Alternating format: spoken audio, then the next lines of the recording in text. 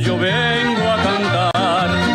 Soy del campo y del pueblo querido, soy Argueta y vengo a felicitar a don Jaime Arellano, un amigo. Buenos días, amigos televidentes, gracias por estar nuevamente en su programa Jaime Arellano en La Nación. El día de hoy, como lo anunciamos el día de hoy, tenemos el día de ayer, tenemos un cambio de agenda. Todos los martes, por lo general, está con nosotros el doctor Francisco Aguirre Sacasa, pero él este fin de semana tuvo que ir a la ciudad de Miami al entierro de su tío y no va a estar de vuelta, va a estar con nosotros el día de mañana.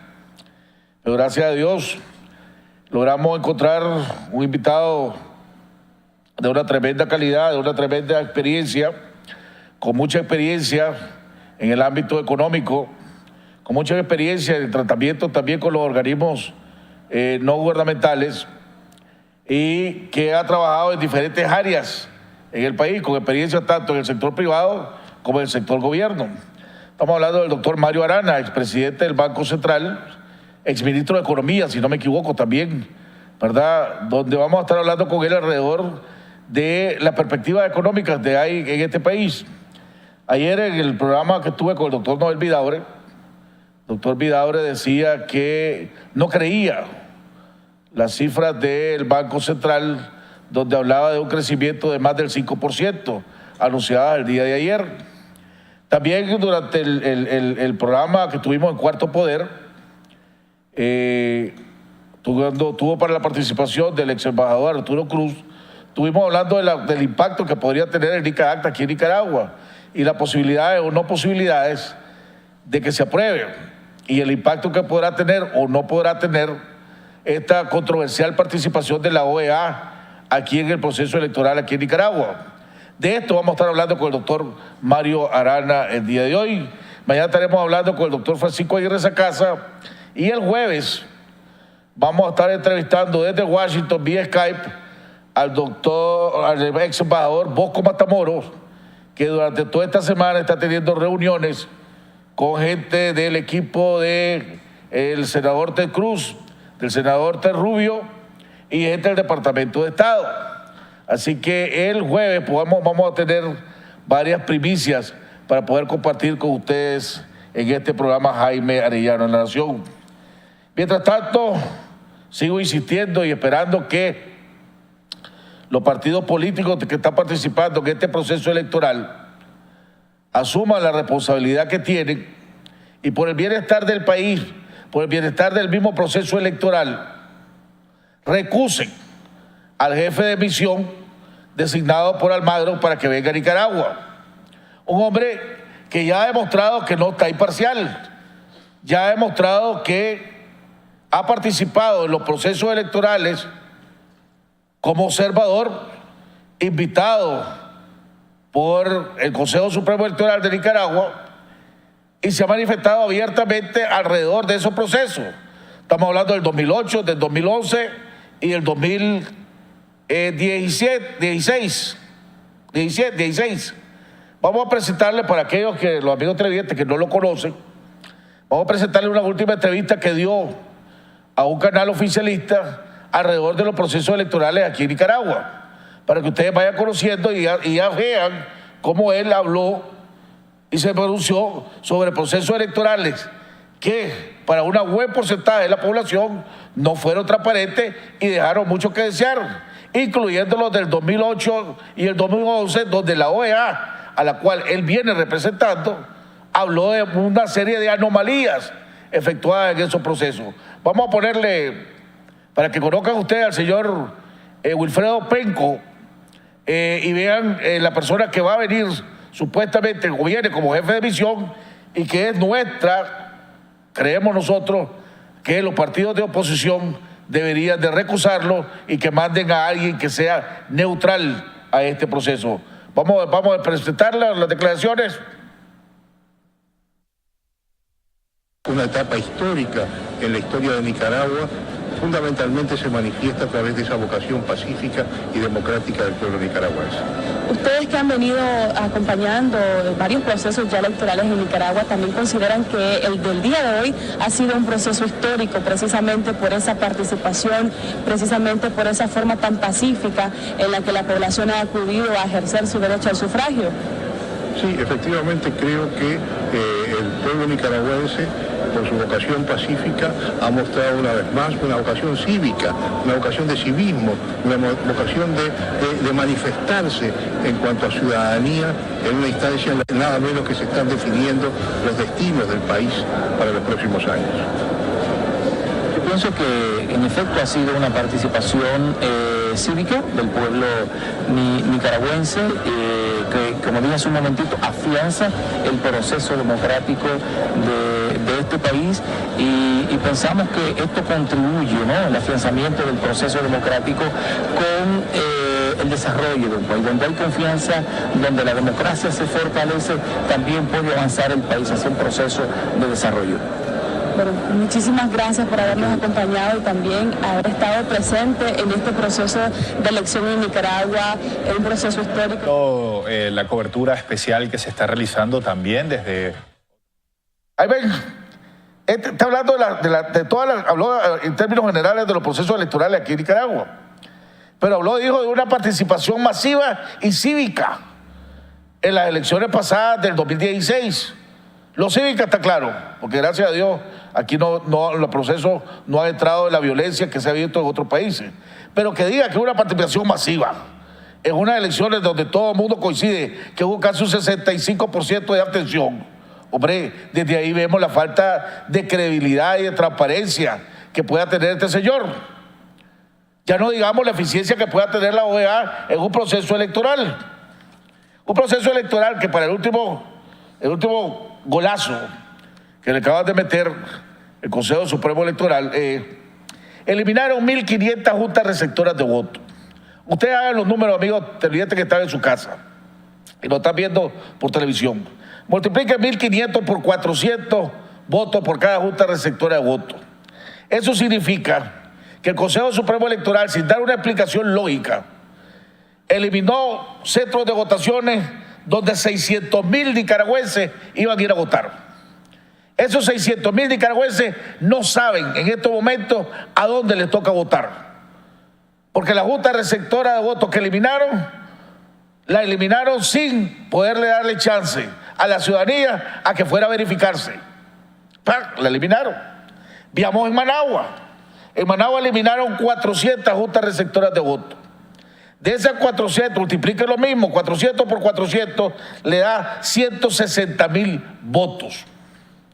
El Frente Sandinista, igual que el Consejo Supremo Electoral, igual que la mayoría de los partidos políticos, hasta cierto nivel de organización, saben muy bien en los barrios, en las juntas receptoras de votos, donde hay más simpatizantes o más opositores sandinistas o más simpatizantes sandinistas.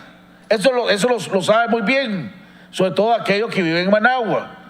¿Saben qué barrio es? Ese es pura mancha brava sandinista o ese es mancha brava opositora. Así es en este país. Entonces, de esas 400 juntas receptoras de votos que eliminaron, ¿quién te dice que no fueron las 400 juntas receptoras de votos donde la oposición ganaba? Sacaba mayor cantidad de votos. Dejaron 160.000 votos al aire, donde esa gente no sabe dónde va a ir a votar.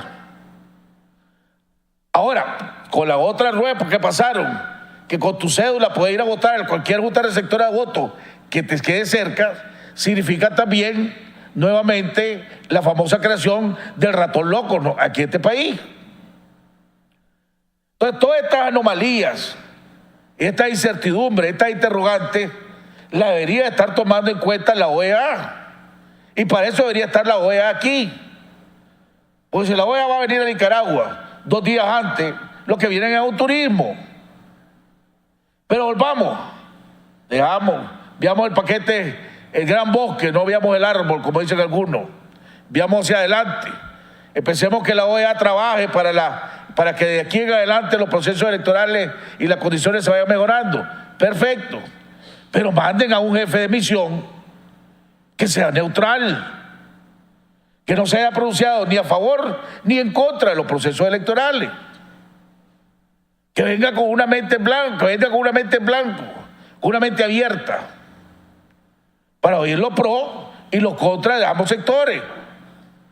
Pero ya cuando mandan a un jefe de misión que de por sí dice que todo ha estado pigudo desde el 2008 en este país, en los procesos electorales, hombre, deja mucho que desear. Por otro lado, hombre, quiero aprovechar también para felicitar, estaba viendo el editorial del COSEP de José Adán, donde habla la enorme tarea que ha tenido de ir impulsando la facilitación para el desarrollo de este país. Y yo lo comentaba la semana pasada, que me ha tocado ser mandado e ir a diferentes instituciones del gobierno y he visto más eficiencia, mejor atención, más amabilidades. Y decía José Daga, a través de las mesas de facilitación con las diversas instituciones del Estado, hemos logrado también la reducción de formularios, la ampliación de horarios de atención, mayor cantidad de personal atendiendo a las empresas y a los ciudadanos, reducir los tiempos para entrega de permisos, simplificar los trámites para la aprobación de los planes de manejo, un instructivo para la adecuada aplicación de los tributos municipales, entre muchos acuerdos alcanzados. Decía en otra parte de su editorial. Estos esfuerzos de facilitación, como lo mencionado, no solo producen menos filas, menos trámites y menos costos, lo cual nos beneficia a todos. Estos esfuerzos también producen más transparencia, lo cual nos beneficia a todos. Destaco esto porque de repente la corrupción es otro tema de moda para algunos sectores, cuyo fin no es señalar la corrupción misma y mucho menos la lucha contra ella. La corrupción es un tema no de moda, sino permanente en el quehacer del COSEP, considerando que no somos inmunes a ello. Y ahí es donde me quería referir. Es una lástima, y digo que es una lástima, que estos enormes esfuerzos que hace el COSEP, que hace el sector privado, que hace el mismo gobierno, algunas partes, algunos sectores del gobierno, para ir mejorando, hombre, son obstaculizados por un sistema, por un poder judicial que cada día es más corrupto. Por un poder judicial donde en Nicaragua no hay garantía a la justicia en este país. O un poder judicial, un sistema judicial donde vos tenés que recurrir al amiguismo, tenés que recurrir al favor, tenés que recurrir a instituciones para que se te haga justicia. Porque aquí decide una magistrada suspender un juicio establecido porque están tocando a un pariente, a un amigo mío o a un negocio, a un socio mío, y sencillamente el juicio desaparece y nadie da explicaciones. Mientras tengamos que estar luchando contra esa inseguridad jurídica, este país no va a crecer lo que necesitamos que crezca. Y ya los nicaragüenses están pensando, ya no, se están conformando en crecer un 4 y pico, 5%. Ya se está hablando de exigir y de buscar y de tomar medidas concretas para crecer a un 8 o a un 10% para que realmente empecemos a sentir crecimiento en este país. Y hay que aplaudir y felicitar lo que hace el COSEP con un equipo pequeño en un superministerio resolviendo clavos. Y el esfuerzo que algunas instituciones del Estado están haciendo. Pero mientras aquí no se garantice una seguridad jurídica, donde no tenga que recurrir uno al amiguismo, donde no tenga que recurrir al favor o a la compra, que es peor, de justicia, este país no va a salir adelante. Vamos a ir a un corte comercial y regresamos con nuestro invitado, el doctor Mario Arana.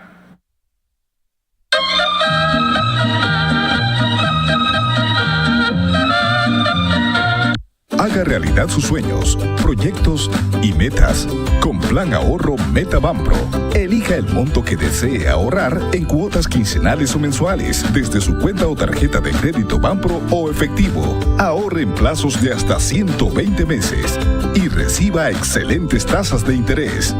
Visite nuestra sucursal más cercana y haga realidad sus sueños, metas y proyectos. Banpro, Grupo Promérica. Iniciamos nuestra campaña en el corazón de los hogares de los managuas, explicando el programa que va a salvar nuestra capital y escuchando las opiniones de las familias.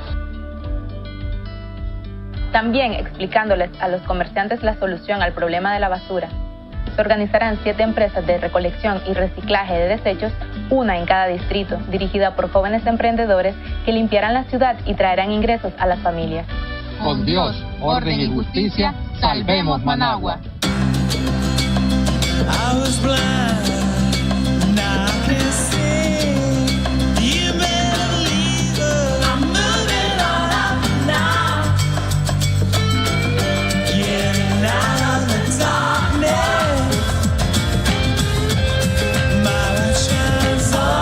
Abrí los ojos al mejor internet.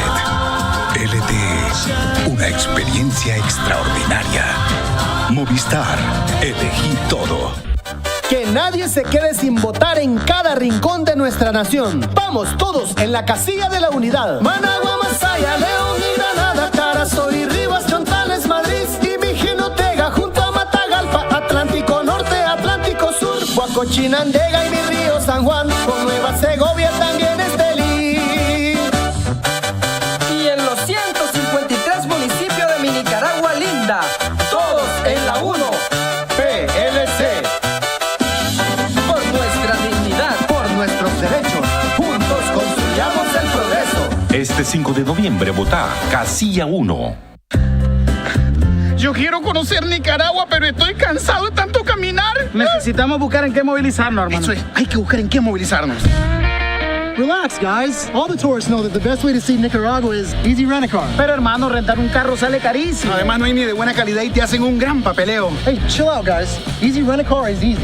They have the best vehicles, the best rates. They even have Polaris. ¡Oye! Renting at Easy Rent-A-Car is like this. ¡Fácil! No fácil, easy.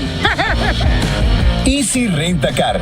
Llámanos 1-801-1111.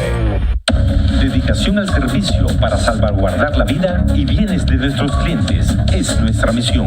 Somos expertos en vigilancia electrónica. Instalamos CCTV y oficiales de monitoreo, alarmas de detención de intruso y monitoreo las 24 horas. Instalamos alarmas de detención de incendio, control de acceso y cercas eléctricas. Sistemas profesionales de seguridad SA. Responsabilidad y profesionalismo. Su mejor opción para su protección. Residencial Bolonia de Ticabús, 4 cuadras al sur, Managua. Teléfonos 2266-9778, 2266-8901.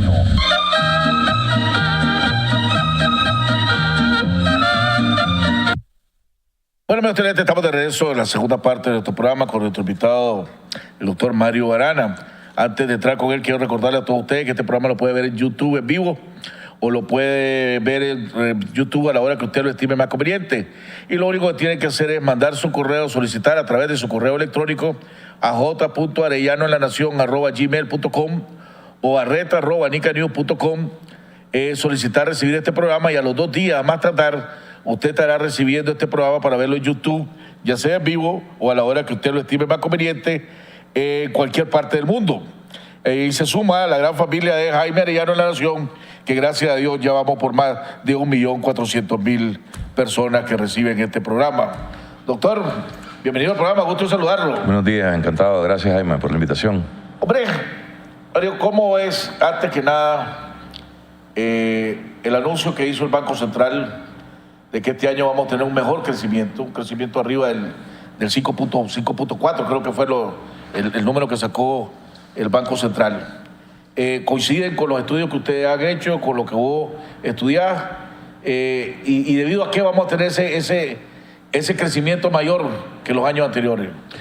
Bueno, en realidad hablan de un rango nuevo entre 4.7 y 5.2, cuando antes se hablaba de un rango de 4,5 a 5%. FUNIDES todavía no tiene una proyección tan optimista, si vamos a hablar de la proyección de FUNIDES, pero sí lo acerca bastante al 5, lo acerca bastante al 5. Y efectivamente lo que hemos visto es, el Fondo Monetario hizo revisiones también y ellos han proyectado más optimistamente el crecimiento. Ellos apostaban a una senda que tiraba al 4% y ahora, en la última revisión de mediados del año, la están tirando más a 4,5%, ¿verdad? Entonces, efectivamente, algo está pasando que está incidiendo en un mejor comportamiento de la economía, tal vez de lo que se esperaba. Y mucho tiene que ver con fundamentalmente lo que ha pasado por el lado del gasto con las exportaciones. Las exportaciones están creciendo de manera bastante importante. O sea, las exportaciones tradicionales andan prácticamente cerca de 30% en la primera mitad del año en crecimiento. ¿Pero con los precios internacionales buenos o precios caídos? Mira, algunos precios bien, otros no necesariamente tan bien. Obviamente no tenemos los precios que tuvimos en picos anteriores, digamos, ¿verdad? Pero en general, o sea, el volumen ha sido un factor relevante, pues, ¿verdad? En ganadería ha sido eso sumamente relevante, en azúcar ha sido importante, en maní, por ejemplo, ¿verdad?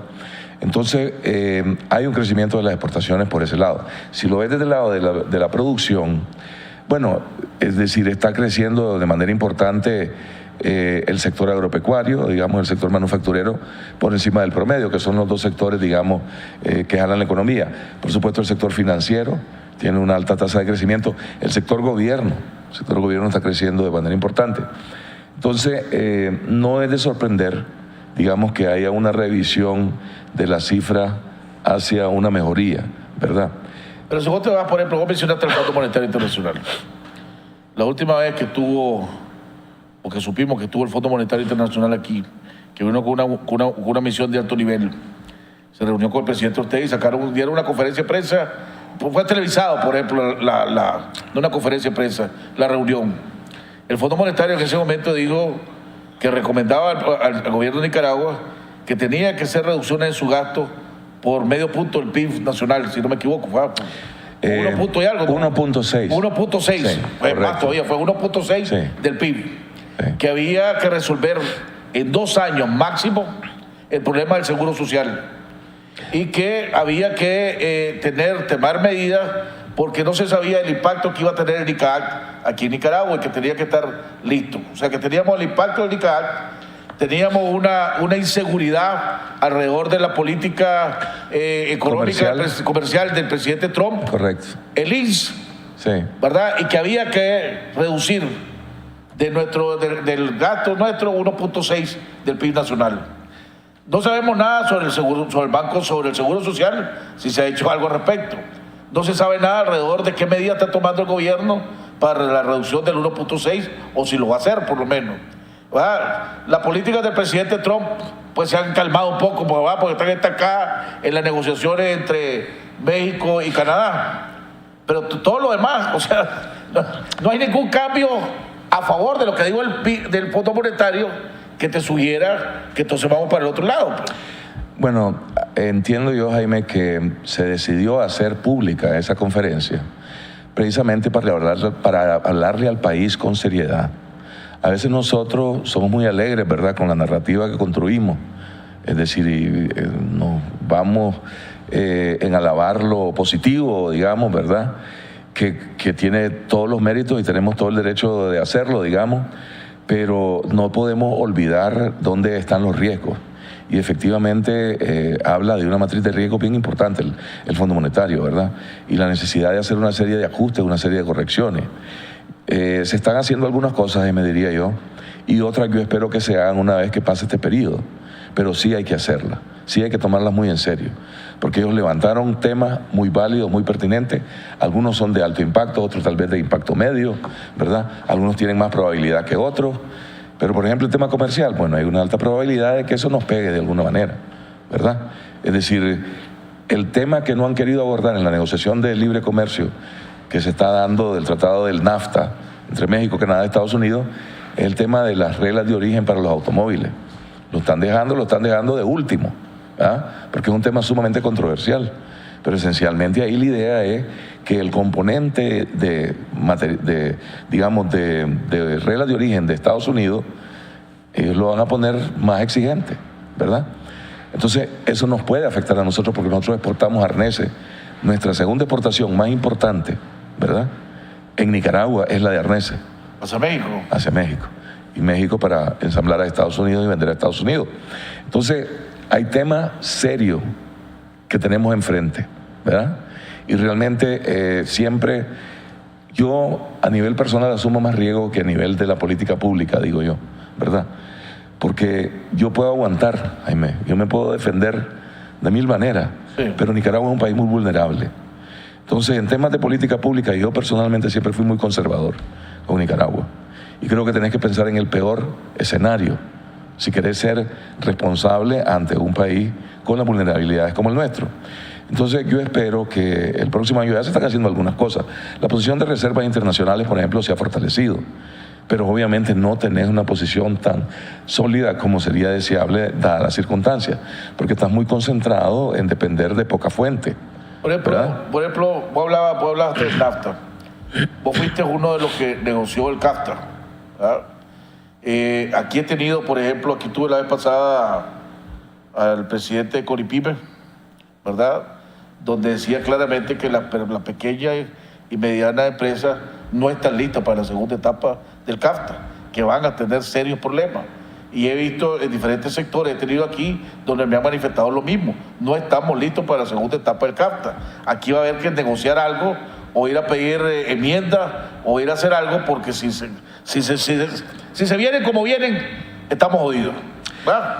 Entonces, eso, conociendo la política de comercio del presidente Trump, esa enmienda y esos ajustes que se necesitan por esta segunda etapa, por X o Y razón, ¿verdad? No vamos a entrar a la razón por el momento, no va a ser muy difícil de conseguir. Bueno, depende, ¿verdad? Yo creo que depende de qué tan bien te prepares para una potencial negociación. Yo hice un trabajo bastante exhaustivo para UPANIC y para otro grupo económico, digamos, de los que están en el rango de rubro sensible, ¿verdad? Y yo he hecho pues una serie de recomendaciones y demás, pero esencialmente he llegado a la siguiente conclusión, de que si el sector privado no se preocupa y no se prepara y asume la responsabilidad de prepararse frente a la evaluación que va a haber en el 2019, ¿verdad? En el 2019 está programada una evaluación sobre el desempeño del sector agropecuario en el tratado. Es la oportunidad de discutir algunos de los mecanismos de defensa que están en el tratado, ¿verdad? Inclusive la salvaguardia especial agrícola podría ser objeto de revisión, porque ahí no quedó formalmente escrito, aunque quedó una colita, de que si no se habían resuelto el tema de los subsidios dentro del marco de la OMC, en realidad el tema de la salvaguardia especial agrícola lo podíamos rediscutir. Y en la OMC se pasó, si se aceptó recientemente, una salvaguardia especial agrícola por el lado de precio, por el lado del volumen, que se puede activar por cualquiera de las dos. En el CAFTA solo se activa por el lado de volumen, ¿verdad? Entonces, a lo mejor, o sea, el tipo de cosas, hay márgenes de maniobra, de discusión, pero tenés que prepararte, tenés que ir bien documentado, tenés que constituir un equipo y apoyarlo, ¿verdad? Y eso creo que lo tiene que hacer el sector privado. Difícilmente lo va a asumir y lo va a hacer el sector público. El sector público va a asumir el papel de probablemente dejar que la apertura venga, pues, ¿verdad? Es decir, y no estoy seguro que todos los sectores efectivamente estarían en condiciones, y ni siquiera estoy seguro que es justo que así sea sin presentar una batalla, pues. O sea, si le compete al sector privado hacerlo, o asumir este reto, pero lo está haciendo el sector privado, se está preparando. Porque yo veo que hay un par de sectores que se están preocupando, pero solo eso. Bueno, entonces ese es otro factor de interrogante, pongamos que tenemos aquí ahorita en Nicaragua. ¿Qué pasa si con el Seguro Social? Cuando prácticamente este año ha pasado, ya estamos llegando a finales de año y no se ha tomado ninguna medida, sí, que se sepa, pues. No, yo sobre eso yo creo que se ha dicho que este año pues no es un año, como un año de elecciones, Jaime. O sea, difícilmente pues los gobiernos les pueden pedir que en estos contextos se pongan a discutir temas tan sensibles. Entonces quiere decir que le va a quedar un año de acuerdo al Fondo Monetario. No, es que el fondo no dijo eso. El fondo dijo que precisamente para lidiar con las amenazas, pues los riesgos, mejor dicho, que había en el entorno, se acumulara 1.6 del PIB en estos 2 años. No, pero yo te estoy hablando del Seguro Social. Ustedes dijeron que para el 2018, final de 2018, de 2019, a mediados, principio, el INSE va a quedar con iliquidez. Bueno, sí, es cierto, advirtieron que se habían acortado los tiempos y que efectivamente teníamos menos tiempo, ¿verdad? Antes de que comenzara a hacer agua, pues, ¿verdad? Yo creo que se van a tener que tomar medidas el próximo año, pues. Yo creo que se van a tener que tomar medidas de corrección por el lado de los gastos, por el lado probablemente de los beneficios, y es posible que algo tenga que contribuir el sector público, pues, digamos, el sector presupuesto del gobierno, pues. Vos dijiste hace unos momentos, uno de tus comentarios, dijiste, al pueblo de Nicaragua hay que hablarle con seriedad, hay que hablarle con seriedad, fue la palabra que usaste más o menos. Sí, o sea, con madurez, pues, okay. ¿Verdad? O sea, tenemos... Entonces volvemos, te quiero tocar esa pregunta alrededor del seguro social. Porque viene el sector de los trabajadores y ha dicho, nosotros no vamos a aceptar de que haya aumento de cuotas, de que haya aumento de edad. El sector privado ha dicho, señores, nosotros ya aumentamos en 3% nuestro aporte, ya no llegamos, somos los más altos que hay a nivel centroamericano, a nivel latinoamericano, ya no da la economía nacional.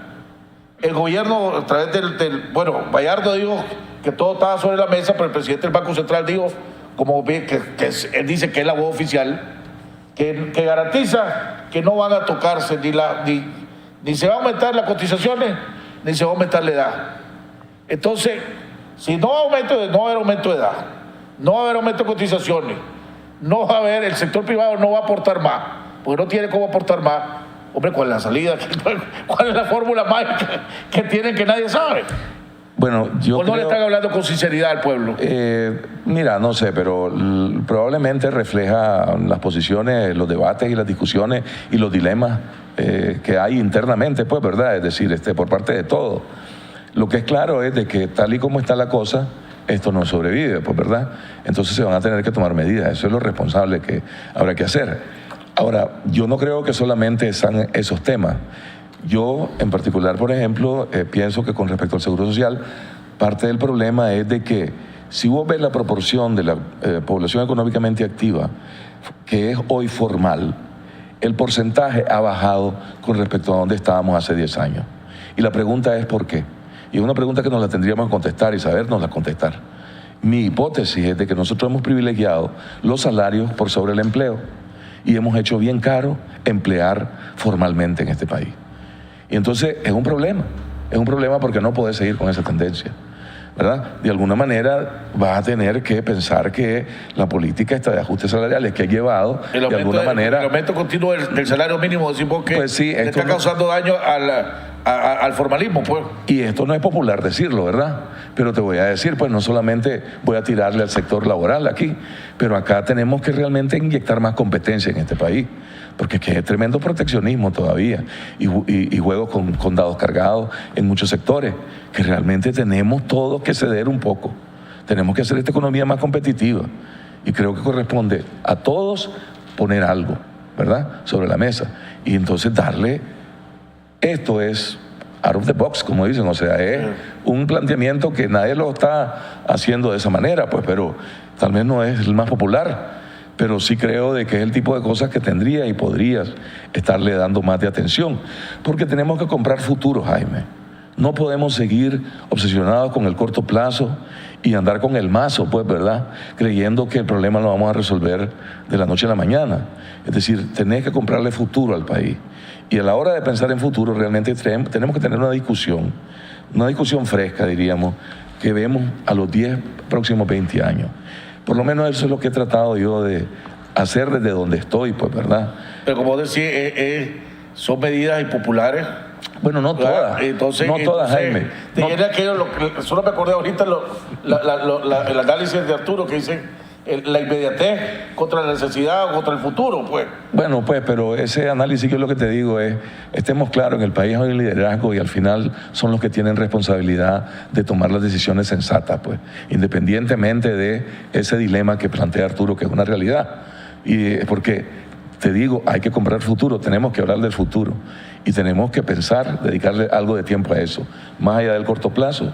Entonces, por eso es que nosotros el año pasado propusimos, y para hablar de temas un poco tal vez no tan controversiales, porque me has tenido casi la mitad del programa aquí en Aguas Calientes, ¿verdad? Te voy a aprovechar, tengo que aprovechar. Todavía me falta una más caliente, pues, pero después entramos. Perdón. Pero en el tema de... hace un año hicimos un planteamiento hombre, pensemos a 20 años, porque Costa Rica se lo planteó. El problema que tiene Nicaragua es que está muy concentrado en pocos productos, por ejemplo, ¿verdad? Hay que hablar de eso. Es decir, y para poder sostener el crecimiento que llevamos, inclusive para poder crecer más, tenés que añadir complejidad. Hemos llevado a la conclusión de que hay una gente investigando estos temas y realmente ofrecen las recomendaciones de política tal vez más sensatas que yo veo en las circunstancias de un país como Nicaragua. Entonces te dije, tenés que comprarte complejidad, tenés que transformar tu estructura productiva, tenés que apostarle a algunos sectores nuevos. Nuevos a partir de lo que ya haces, identificarlo, estudiarlo más a profundidad y entrarles, pues, ¿verdad? Entonces, eso estamos tratando de construir en el sector privado y estamos logrando pues armar una masa crítica de sectores clave que están dispuestos a invertir tiempo, recursos en este tipo de ejercicios, pues.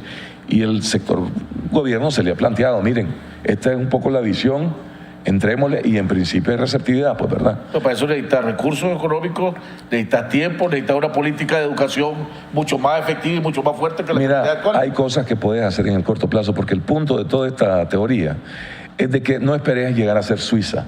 O sea, lanzate y descubrí dónde tener sectores con alta productividad, tirarle a eso. O sea, flores en Colombia. La investigación de un muchacho de tesis de maestría fue eso, descubrió que había esa posibilidad y el tipo hizo la industria florecer en Colombia de una manera espectacular.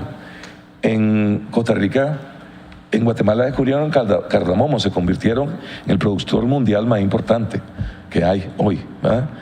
En Costa Rica recientemente, cuando se plantearon la diversificación, descubrieron una serie de productos médicos que ellos están supliendo al mercado internacional. ¿Verdad? Entonces, una vez que identificaron qué tenía demanda en el mercado internacional, dijeron qué requerimos, qué necesitamos. Y había la necesidad de invertir en unas plantas esterilizadoras, porque ese era como el cuello de botella.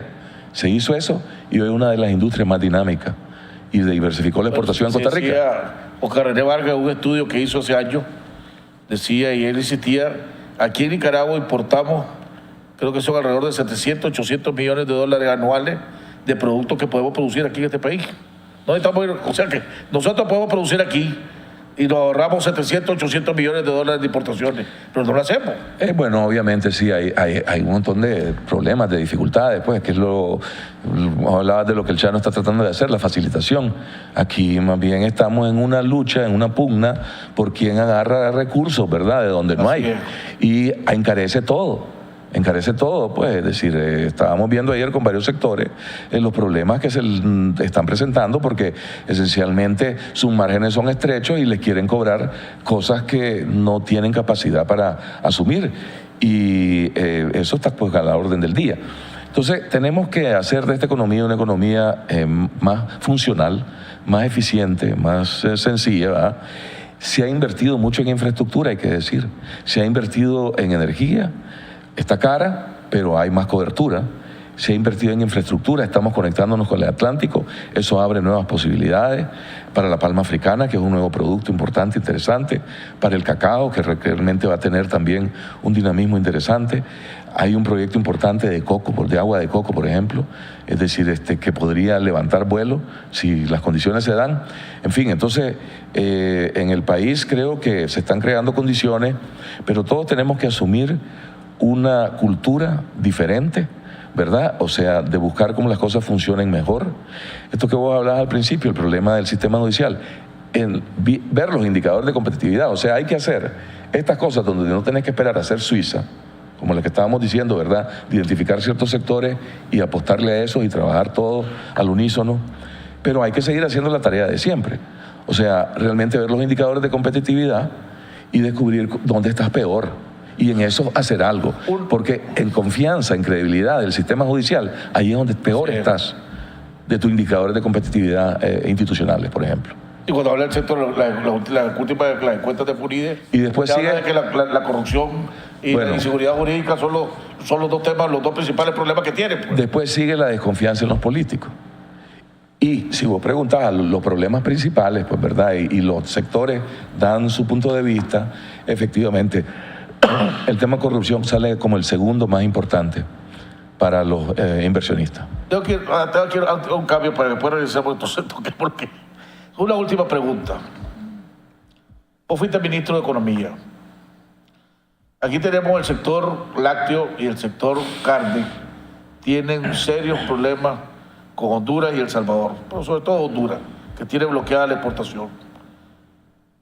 Si vos fueras ministro de Economía, ¿verdad?, y estaría en esta situación, ¿qué harías que no se ha hecho para lograr que destrabar esto que lleva años, le ha costado millones al sector lácteo nacional, le ha costado millones a los mataderos en este país, ¿verdad?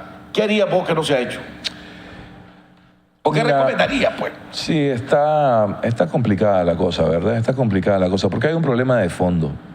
Es decir, y el fondo tiene que ver con el hecho de que no se abandone el proteccionismo en la región centroamericana, ¿verdad? Y yo creo que esa batalla hay que presentarla a nivel político, ¿verdad? Es decir, ya casi a nivel de presidentes, porque esos obstáculos aparecen esencialmente porque hay un presidente que le llega a un sector, ¿verdad?, y le hace hacer esas medidas. O sea, ahí hay sectores de la ganadería que están presionando al presidente de Honduras para que él adopte esa política, pues, de protección y de afectación de nuestros derechos que tenemos de acuerdo al marco de integración. Entonces yo creo que se tiene que manejar a ese nivel.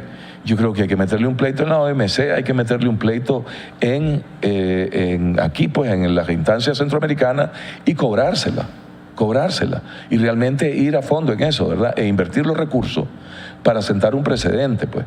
Es decir, esa sería la forma de ir bajo las reglas del juego. Correcto. Pues, por Otra ejemplo, forma es, hombre, yo te cierro el mercado a X y Z, pues, pero vos sabés que eso tiene todo tipo de afectaciones. Que se lo hizo a Dos Pinos cuando trataron de hacer lo mismo con Lala, pues. Yo una vez amenacé a los mexicanos, francamente, es decir, que le iba a parar las importaciones de la cerveza Corona y francamente me funcionó, ¿verdad?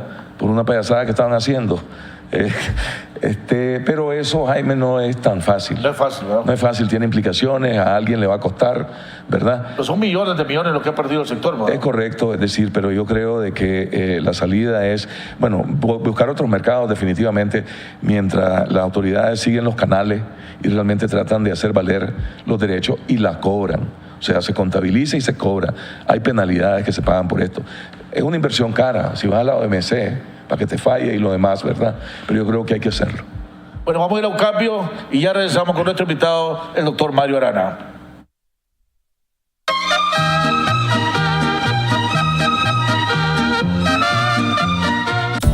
Todo comienza con un sueño de dos, queriendo ser tres, con la necesidad de un rinconcito para poder soñar juntos, un jardín para sembrar esperanzas y un comedor amplio para compartir historias. Ese espacio donde podés ser vos mismo y expresarte con libertad. Al final sabemos que solo hay algo mejor que estar en casa, estar en tu casa. Préstamo de vivienda. BDF, simplifícate. Iniciamos nuestra campaña en el corazón de los hogares de los Managuas, explicando el programa que va a salvar nuestra capital y escuchando las opiniones de las familias. También explicándoles a los comerciantes la solución al problema de la basura.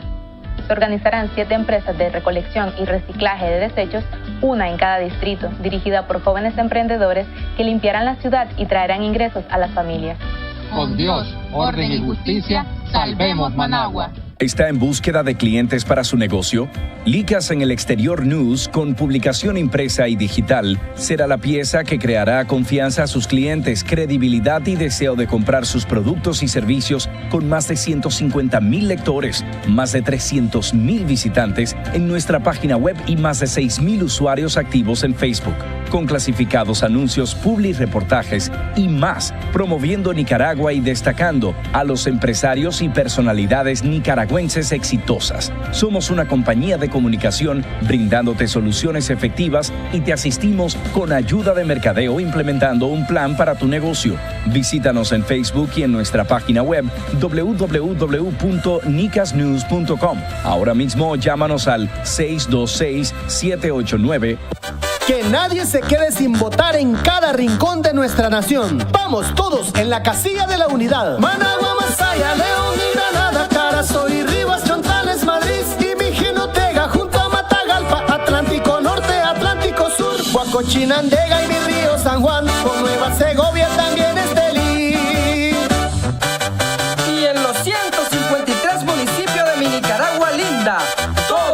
Fuerza 1, PLC. Por nuestra dignidad, por nuestros derechos, juntos construyamos el progreso. Este 5 de noviembre vota Casilla 1. Yo soy Francisco de Asís Fernández y los invito a que adquieran mis libros en Hispamero.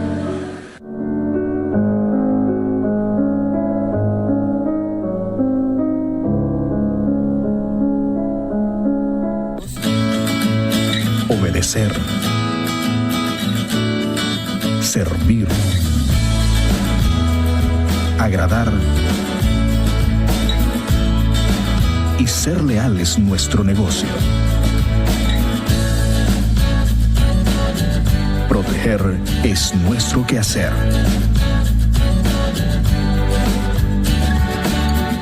Improvisa, su seguridad asegurada.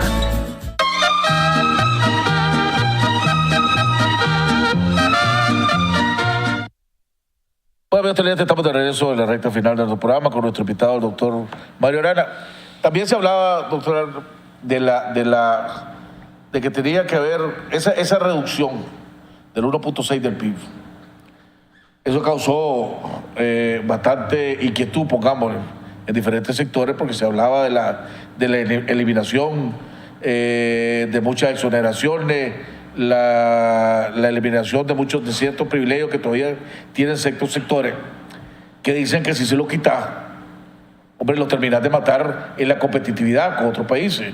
Aquí hablan mucho del sector industria, que comparado con Guatemala, pues no te vayas tan largo. Creo que ustedes en FUNIDE usaron el ejemplo de una empresa guatemalteca que tiene una empresa igualita en Guatemala y una empresa igualita aquí en Nicaragua, y que el costo de energía lo hace es totalmente diferente, demasiada la diferencia que hay entre un lado. Entonces, mientras tengamos el costo de energía, el costo de producir aquí en este país tan alto, si le quitas esos beneficios a los diferentes sectores, es como que los terminas de matar. Pero al mismo tiempo venimos hablando desde hace rato de que hay que mejorar la productividad, de que hay que variar. Cuando vino el señor Carlos Slim, le advirtió al pueblo de Nicaragua y dijo claramente que si no se pasa a la agroindustria, están listos a la pobreza. Acostúmbrense a la pobreza, digo él. Básicamente, sí, pues. Sí. Pero ¿por qué no arrancamos? ¿Por qué ese tema de cambiar, de mover, de mejorar la productividad, lo venimos oyendo,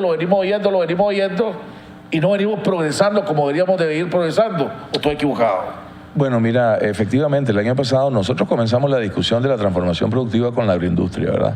En el camino descubrimos de que, bueno, no necesariamente tiene que ser la agroindustria. O sea, puedes pensar en otros sectores, no necesariamente solo ese, ¿verdad?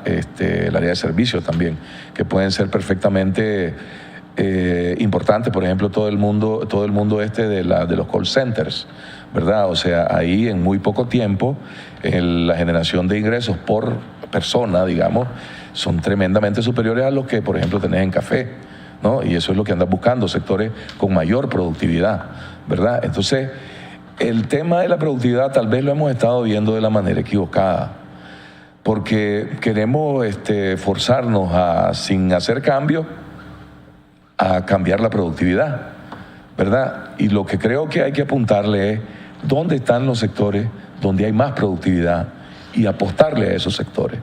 Ese es un poco el planteamiento de Roderick, que nos vino a decir, que en ese sentido es un poco más sofisticado que el de Carlos Slim, en realidad. Es decir, entonces, call centers, ahí hay alta productividad, apostarle a eso, que ahí tenés un sector interesante para desarrollar, que te va a generar empleo mejor remunerado, ¿verdad? Inclusive intensivo en el uso de mano de obra, que es el tipo de fórmula que necesitas para los jóvenes, por ejemplo, de Nicaragua, y que además de manejar el telemarketing tal vez, que es lo que más corriente existe en Nicaragua, puedas aquí diseñar planos arquitectónicos, llevar contabilidad, hacer auditoría, llevar aquí planos de ingeniería eléctrica, etcétera, ¿no? Pudiese ser mucho más económico, más barato que hacerlo afuera. Pero entonces entramos a la enorme deficiencia que hay por la educación en este país, la calificación de mano de obra, pues pongámosle. Por ejemplo, creo que es clarísimo que vos tenés que enfatizar el inglés, por ejemplo, en Nicaragua. Y el inglés lo aprendés rápido, si te lo planteás, ¿verdad? O sea... Para call centers de mercadeo, pues pongámosle. Por ejemplo, pero a lo mejor para planos arquitectónicos, o sea, lo que necesitas es un inglés funcional, ¿verdad? Mucha gente lo adquiere, lo tiene, pues, pero enfatiza eso, porque claramente ahí tenés un filón, un sector de alta productividad. Entonces, porque no es tan fácil, digamos, cambiar los hábitos en la ganadería. Por ejemplo, el lavarte las manos antes de, por ejemplo, hacer el ordeño, cuando no lo haces con ordeñadoras eléctricas, digamos, ¿no? Eso toma mucho trabajo, mucha educación, cambio de cultura, ¿verdad? Entonces, tal vez tenés que comenzar a ver la productividad de una manera diferente, no apostándole a los mismos rubros sin hacer ningún cambio, que es lo que nos está pasando, y no sea el cambio porque cambios cuestan también, ¿verdad? Entonces, pero buscar filones donde hay potencial, volcar recursos públicos, ¿verdad? Hasta cierto punto, lo que mejor podás, y en esa medida podés tener mejores rendimientos. Cuando en la inauguración de Expo Apen, Enrique Bolaños, hijo, dijo de que había que pensar y la necesidad de crecer a un 8% para empezar realmente a hacer diferencia en este país. Muchos dijeron, si somos un país, somos de los pocos países que están creciendo, pongámoslo de esa manera. Creo que en Centroamérica solo 3 países que van a crecer este año. Entonces estamos hablando de duplicar más o menos el crecimiento, la verdad de crecimiento, puedo pasar de 3 puntos más de crecimiento. Oye, está hablando de hacer algo, pues dice, estamos soñando.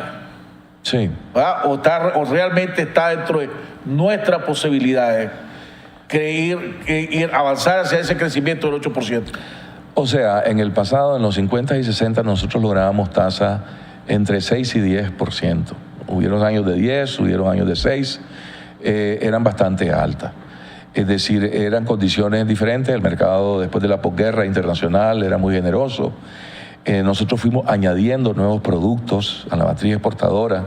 O sea, éramos primero carne, pues, pero después se añadió café, de manera importante se expandió. Después fue importantísima la expansión del algodón, pero también se metió azúcar, caña de azúcar, se metió banano, en fin.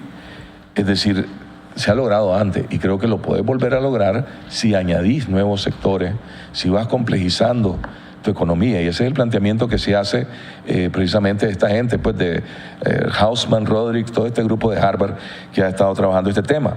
Entonces, lo que Enrique hace es un llamado, pues, ¿verdad?, a que nos pongamos las pilas, verdaderamente.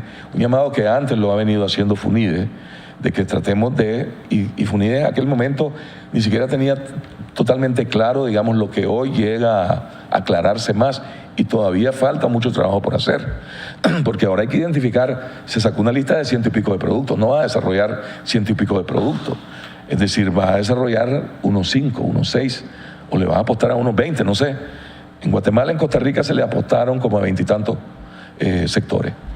En Guatemala funcionaron como 13, en Costa Rica funcionaron como 3 de esos que se le apostaron. Entonces, pero se trata de intentar un nuevo enfoque, ¿verdad? Entonces, pero que ahí tiene que ver que una unidad de estrategia, gobierno, sistema financiero, sector privado. Definitivamente. Sin financiamiento para poder, ¿cómo se llama? Los no tradicionales, explorar los nuevos productos. ¿Dónde lo va a hacer? Jaime, y está hablando de financiamiento a largo plazo. Mira, ya han pasado 2 semanas y ya estamos hablando entre nosotros. Hay quienes están ofreciendo plata, hay quienes lo habían ofrecido desde antes, hay quienes están ofreciendo poner recursos, hay grupos financieros ya interesados, involucrados, que quieren armar su unidad de estudio para explorar estos rubros. Eso es buena noticia. No, claro que sí, pero bueno, lo estamos detonando y lo que estamos es convocándonos, ¿verdad? Y entonces, si nos ponemos todos de acuerdo y eventualmente le decimos al gobierno, mira, necesitamos X, Y, Z, y coordinamos mejor las cosas, yo creo que las posibilidades existen, ¿verdad? Esta amenaza, que lo dijo el FMI, del NIC Act, esto puede perjudicar estas inversiones que estás hablando, estos proyectos que estás hablando. ¿Qué tanto está pesando en los inversionistas, en ustedes, la posibilidad de ese NICAC, o la descartan, porque algunos han dicho, cierta gente del gobierno ha dicho, no, eso no nos preocupa, pues, aunque la pasen, lo más que nos va a hacer un moretón tal vez. Otros dicen, no, puede destruir la economía nacional, dicen otros. Mira, ¿cuál es la realidad del NICAC? Yo creo que somos muy vulnerables en primer lugar. No solamente hay NICAC, hay otros instrumentos que están surgiendo en los Estados Unidos de presión, y que tienen que ver con el lavado de dinero o contra el lavado de dinero. Esa es la gama, digamos, ¿verdad? Y hemos aparecido en unos reportes. Nos debería de preocupar. Recientemente se nos advirtió del problema que pudiera haber con algunas transacciones con Venezuela, acá en Nicaragua. Además del NICAC, que está como una posibilidad real y que podría impactar. En FUNIDE hizo unos análisis y podríamos caer en varios años, 3 años hacia adelante, a crecer 1 o 2% apenas. Si nos impacta la inversión, como posiblemente sería el caso, y si nos impacta además los recursos de los multilaterales. Entonces, el problema es real. Yo creo que no podemos ignorarlo. Y yo creo que tenemos que buscar un escenario en donde aquí se da un proceso que en parte se ha comenzado a tratar de construir, pero no lo veo que termina de amarrarse. Vos mencionaste ahorita los fondos, el pronunciamiento que hizo el Departamento de Estado alrededor de los fondos venezolanos a través de PDVSA. Vos fuiste presidente del Banco Central. Entonces el gobierno de los Estados Unidos fue claramente diciendo que los fondos de PDVSA son fondos de crimen organizado y lavado de dinero, ¿verdad? Y que a sus ciudadanos, en su empresa, no deben de hacer negocio. PDVSA es dueño del 51% de Albaniza, ¿verdad? ¿Qué impacto va a tener? O sea, esa plata, pongámosle, no sé si es el adjetivo correcto, esa plata de Albaniza, ya que PDVSA es dueño del 51%, ¿es plata prohibida o no es plata prohibida? No me queda totalmente claro porque yo entiendo que no hay sanciones todavía contra PDVSA per se, ¿ok? ¿Verdad? Entonces, en principio no es ahí donde estaría el problema. Pero si vos le das deuda, por ejemplo, vos sos un ciudadano norteamericano o tenés algo que ver con Estados Unidos y aceptás una deuda no podés generar con Venezuela, punto, ¿verdad? Es decir, si vos estabas financiando alguna transacción, ahí hay problema. Entonces, hay que leer, parece, la minucia, ¿verdad? Pero lo que nos han dicho es... Sin saber todavía las repercusiones que pueda tener el informe que presentaron sobre la plata de la FARC. Efectivamente, pues, ¿verdad? Eso todavía no, ese rollo no lo he terminado de entender yo, ¿verdad? Hasta dónde llega.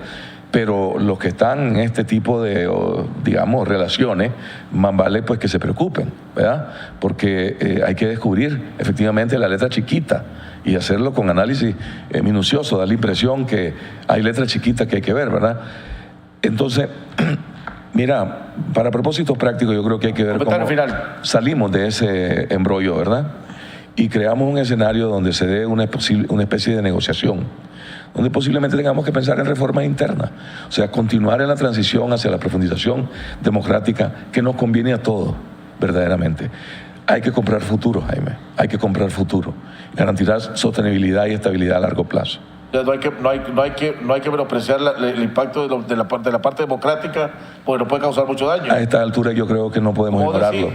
El 8%, si no estoy claro, el 8% es viable, pero si se cometen errores, podemos caer al 1%. Ese es el punto. Pues. Esa es la realidad nuestra. Sí, pues, o sea... La vulnerabilidad nuestra. Por lo menos hemos visto análisis que dicen eso, ¿verdad? Entonces hay que tomarlo en consideración. Bueno, hemos llegado al final del programa. Le agradecemos al doctor Mario Arana. Nos vemos el día de mañana en otro interesante programa aquí en Jaime Arellano en La Nación.